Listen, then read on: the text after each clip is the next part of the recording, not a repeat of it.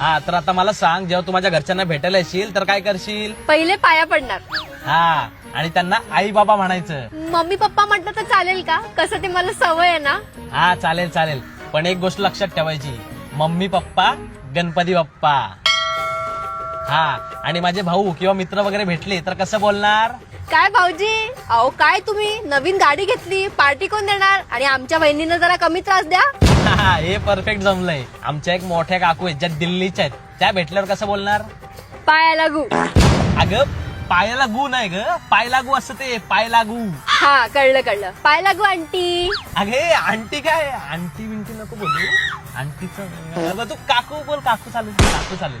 आणि आता अजून एक सांगतो, जर का कोणी माझ्या मैत्रिणी वगैरे भेटल्या ना तर त्यांच्या समोर माझं खूप कौतुक करायचं. म्हणजे तू किती लकी आहेस की तुझ्या आयुष्यात मी असं त्यांना दाखवायचं, मी असं देव माणूस आहे, असा खूप भारी माणूस आहे असं दाखवायचं त्यांना. म्हणजे आहे मी तसा, पण तरी दाखवायचं, ती वाढीव करून सांगायचं.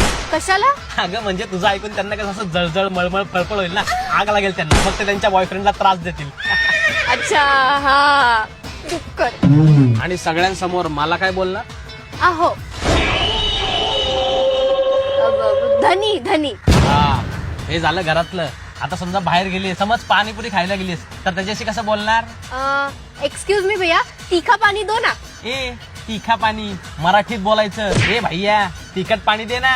अरे पण त्याला समजलं नाही तर? काय मराठी समजत नाही? तेरे पुरी को भोग पाडू क्या?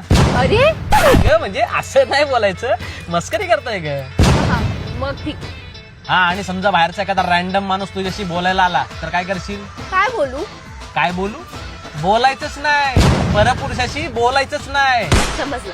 हा, आजच्या दिवसासाठी एवढंच. काय ही कोण देणार? ती म्हणजे? म्हणजे काय म्हणजे? पप्पी रे चल.